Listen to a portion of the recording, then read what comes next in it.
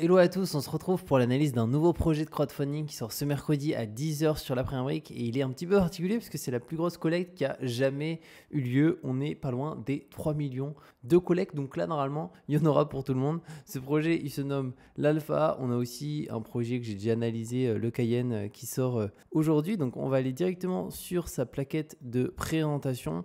Donc c'est un petit peu particulier parce que c'est pas une opération ici de marchand de biens, de promotion immobilière, c'est un projet directement hôtelier. Donc avec un hôtel qui va être acquis. Donc cet hôtel c'est celui-ci, c'est le Christ Roi. Et vous allez voir, il y a pas mal d'informations qui sont hyper intéressantes.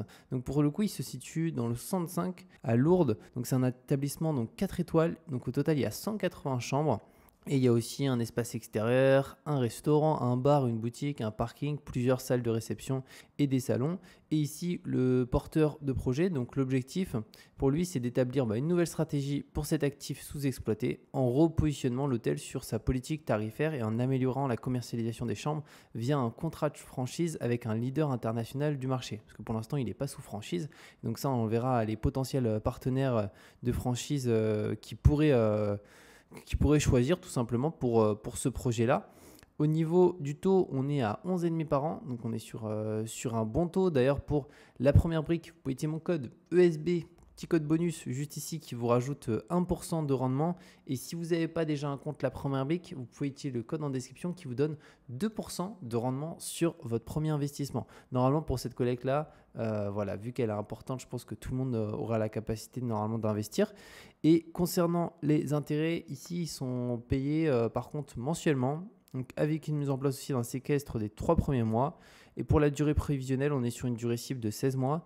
On a une hypothèque de premier rang inscrite sur l'hôtel dont les murs sont valorisés donc 3 410 000 euros en hypothèse basse, et on a 122% du montant collecté au total du coup, et un nantissement du fonds de commerce de l'hôtel Christ Roi, donc valorisé à 3,8 millions d'euros. Donc ça c'est murs plus fonds, et aussi une caution personnelle du porteur de projet. Vous allez voir, le porteur, c'est quelqu'un qui est très expérimenté et qui est finalement, j'avais un peu peur, je me suis dit, qui sait, c'est une personne qui est marchand de biens et qui veut ici remettre en place un hôtel, etc. Mais c'est une personne, non, qui, vous allez le voir, fait vraiment ce job en fait de prendre des investissements sous-exploités, les remonter, etc. Donc c'est ici Jean-François, donc 59 ans, homme d'affaires spécialisé dans la reprise de biens en difficulté d'exploitation. Donc depuis la fondation d'Orco Property, donc groupe en 1991, donc ça fait maintenant plus de 30 ans, il dirige son groupe pour en faire l'une des sociétés de développement immobilier les plus importantes d'Europe centrale au cours des 30 dernières années. Donc 200 projets immobiliers à son actif, il a rénové ou construit donc 1,2 million de mètres carrés, incluant 35 hôtels, donc il a une superbe expérience là-dessus pour un investissement total de 4 milliards, ce qui est vraiment juste stratosphérique. Désormais de retour en France, il développe une activité de foncière hôtelière au travers de Courbet SA. Aujourd'hui, il a fait le choix de se tourner vers la première brique. Concernant le financement, ça aussi c'est très très bien. Donc nous on finance 2 785 000, le porteur 771 000. Je regardais juste avant, ça fait 27% du coup de fonds qui sont investis par le porteur. Donc on est vraiment sur une moyenne haute. Donc ça c'est toujours bien de voir des porteurs qui investissent beaucoup dans leur projet. Maintenant on va aller directement sur la plaquette de présentation. Donc là, il y a une petite synthèse avec les points forts. Donc la couverture hypothécaire sur l'hôtel extrêmement confortable qui est en hypothèse basse en plus. Ensuite, un nantissement de premier rang du fonds de commerce augmentant la couverture. L'expérience considérable du porteur. Santé financière du groupe OTT et patrimoine conséquent du porteur, stratégie d'exploitation cohérente, capitalisant sur une équipe d'experts. Parce que vous allez voir, il y a un directeur d'hôtel aussi avec une très très grosse expertise qui est à l'intérieur. Et apport conséquent du porteur, donc voilà, 27% au total. Et maintenant, les points faibles, donc sortie en refinancement bancaire. Donc solution facilitée par la mise en place d'un contrat de franchise avec différents potentiels partenaires. Il existe aujourd'hui plein de groupes hôteliers qui proposent un contrat de franchise pour profiter de leur nom et du coup de leur notoriété, leur marketing, leur base de clients, etc. Et état comptable de Courbet SA, donc du coup lié à la reprise récente de la société par la société OTT Héritage afin de pouvoir disposer d'une société déjà listée sur Euronext. Donc c'est quand même une très très grosse société. Si on descend, là on a un petit plan du département avec tout ce qu'on a à proximité. Donc Tarbes à 30 minutes, frontière espagnole 45 minutes et Pau en 50 minutes. Là un petit plan du département. Ici on a l'environnement du projet. Donc l'adresse Je vous mets ici un petit peu à quoi ça ressemble. Donc c'est cet hôtel qui est quand même hyper important, hein. C'est quand même un très très gros hôtel. Donc c'est un hôtel 4 étoiles. Et un peu de tout ce qu'on a à proximité. Donc on a un hôtel ici aussi, juste là. Hôtel du Luxembourg. On a aussi un hôtel là qui se nomme Myosotis ou Myosoti. Et voilà, donc là directement, on est à Lourdes. On est directement dans la ville. Donc c'est quand même hyper bien situé, hein. On est en plein centre. Et du coup, vous pouvez le voir, on a pas mal d'hôtels en fait, pas loin. Ils sont tous au même endroit. Donc ici, Acadia Hotel, Hôtel Lisieux. Donc là, pareil, on a un hôtel. Ah non, c'est aussi Hôtel Lisieux là-bas. Hôtel Armes ici. Donc en fait, tous les hôtels sont quasiment situés sur le même spot. Là, pareil, là aussi. Donc c'est le quartier un peu des hôtels. Et concrètement, voilà, c'est quand même plutôt sympa, hein. Ça a l'air d'être vraiment une ville qui est assez belle, lourde, et du coup c'est quand même vachement aussi touristique. Donc ça c'est quand même un bon point, notamment lorsqu'on a un hôtel. Et on va regarder un peu les autres informations qu'on a un petit peu plus bas. Donc ça c'est l'environnement. Donc franchement là on a tout à proximité, que ce soit pour la partie commerce, la partie santé. Bon, l'éducation, vu qu'on est sur un hôtel, ça nous importe un petit peu. Par contre, tout ce qui est voilà, loisirs, restauration, santé, commerce, c'est quand même assez important. Là, on a le tourisme dans les Hautes-Pyrénées. Donc, c'est bien parce qu'on a les chiffres jusqu'à 2023. Et on peut voir que, bon, ça, j'imagine que c'était peut-être le Covid juste ici où c'était à zéro. Et on peut voir que ça a quand même bien repris. Actuellement, on est sur des niveaux qui sont quand même très, très élevés. Donc, ça, c'est vraiment un bon point. Là, pareil, on a le tourisme à Lourdes. Donc, ça, c'est le nombre et la capacité des hôtels sur Lourdes au 1er janvier 2023.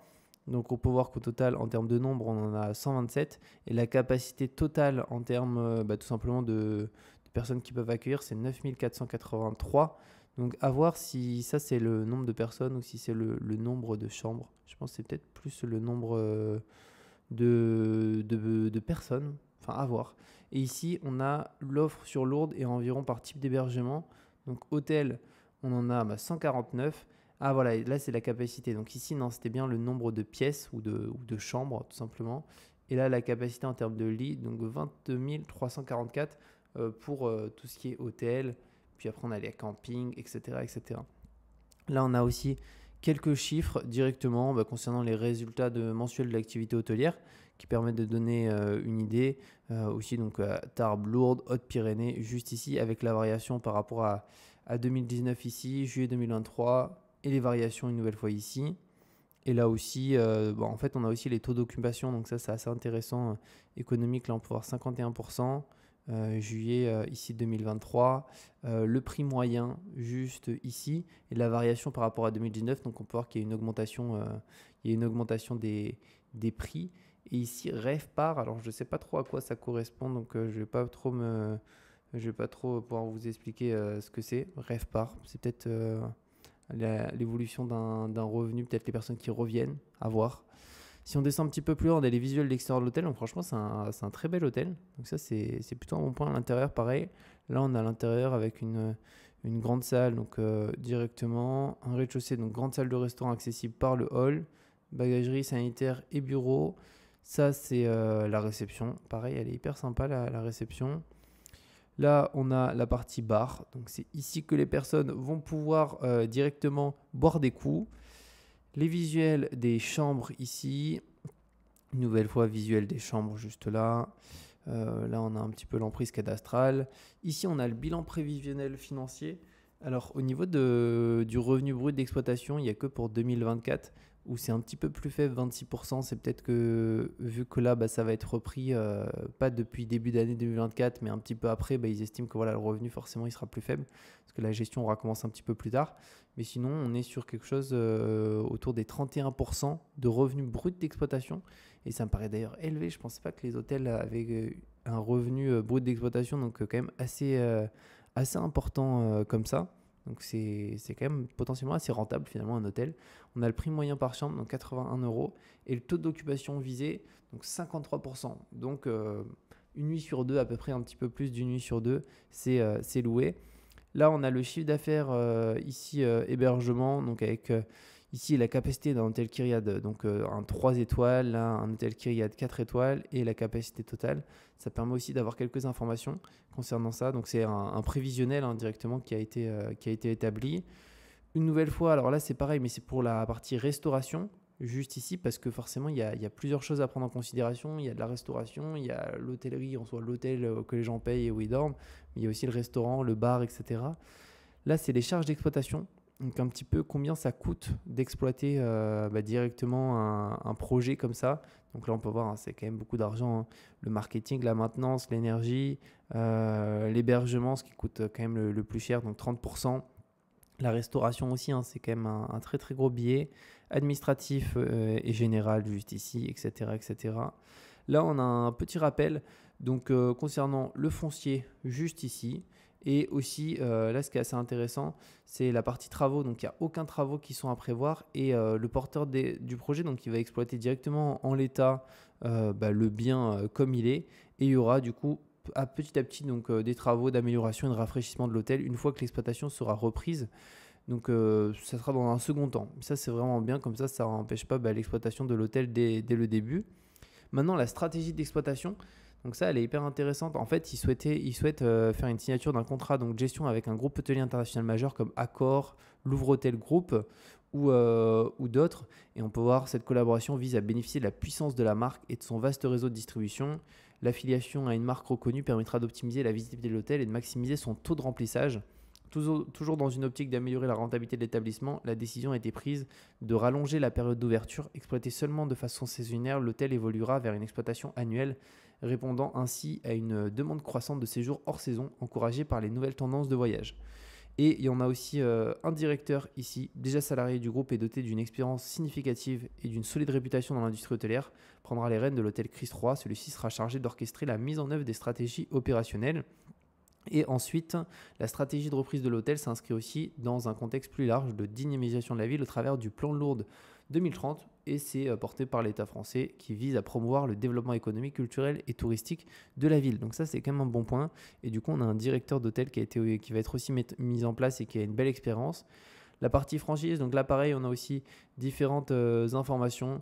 On a aussi là différentes possibilités. Donc on a Louvre Hôtel Group avec lequel une discussion pour l'exploitation de l'hôtel sous la marque Kyriade Prestige est très avancée. Donc potentiellement aussi avec ce groupe-là. Donc à voir, mais ça c'est quand même un bon point, c'est que finalement ça va profiter d'une image, d'une autorité plus importante et aussi de profiter du fichier client qui est de plusieurs milliers de clients pour ces très grands groupes.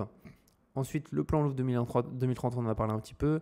Ça, c'est le directeur du coup qui va être, le responsable et le directeur qui va être pris au niveau de l'hôtel pour tout gérer. Donc avec plus de 20 ans d'expérience à ce niveau-là. Donc ça aussi, c'est bien. On a une étude du marché, donc avec différents établissements, la capacité, le positionnement, parce que finalement, pour des gros projets comme ça, bien entendu, il faut une étude de marché hyper complète avec toutes les informations.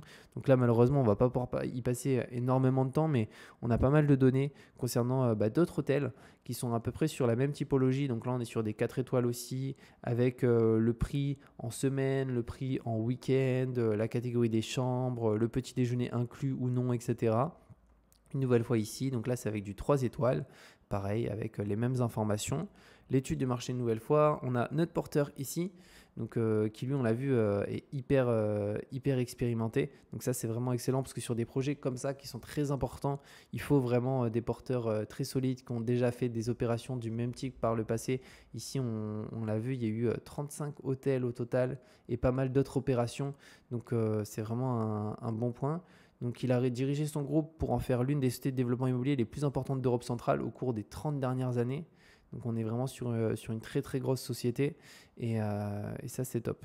Si on descend un petit peu plus bas, donc là, on a la société du projet, donc Courbet SA. On a un capital social de 862 000 euros. Donc, elle est présidée par Jean-François à 47,5% et aussi sa femme à 47,5%. Donc, via ici OTT Héritage, et ici OTT Héritage qui est leur holding. Et cette société, cotée en bourse, est aujourd'hui valorisée à plus de 20 millions d'euros. Elle a été acquise en 2021 par Jean-François afin de la transmettre en véhicule d'investissement, véritable foncière hôtelière.